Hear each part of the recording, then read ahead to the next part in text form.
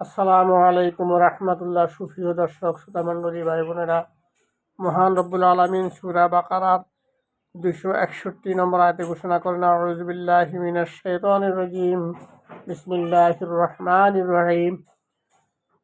মাসালুল লাযিনা ইউনফিকুনা আমওয়ালাহুম ফি সাবিলিল্লাহি কামাসালি হাববাতিন আমবাতাস সাবআ সানাবিলা ফি কুল্লি সুমবুলাতিন মিয়াতু হাব্বাহ আল্লাহু ইউযাইফু লিমান ইয়াশা আল্লাহু ওয়াসিউন আলিম।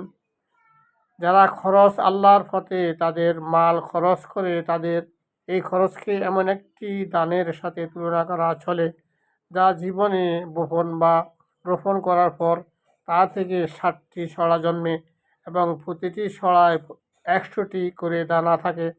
এইভাবে আল্লাহ তাকে চান বহুগুণে বৃদ্ধি করে দেন। আল্লাহ সুবিশাল ও মহাজ্ঞানী। মহান রব্বুল আলামিন এই এই 295 সূরা বাকারার 295 নম্বর আয়াতে বলতেছেন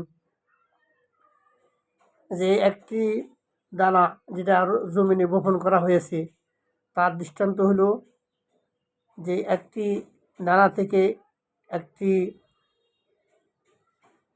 বৃক্ষ উৎপাদন হয়, ওটার মধ্যে 60টি ছড়া জন্মে।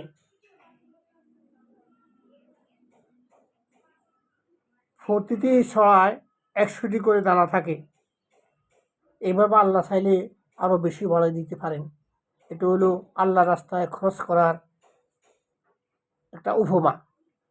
আল্লাহ যেন আমাদেরকে 1 থেকে 7 থেকে 100 আল্লাহ চাইলে তা থেকে বাড়িয়ে দিতে পারেন। 1 টাকা দান করলে 60 টাকা, 60 টাকা থেকে 100 টাকা আল্লাহ চাইলে আরও বেশিও বাড়িয়ে দিতে পারেন। আল্লাহ আমাদেরকে এই আয়াতের উপর আমল করার তৌফিক দান করুন। ভিডিওটি শেয়ার করে সাবস্ক্রাইব করে আরও লক্ষ কোটি জনতাকে জানার তৌফিক আল্লাহ আপনাদেরকে দান করুন। শেয়ার করে সাবস্ক্রাইব করে দিবেন।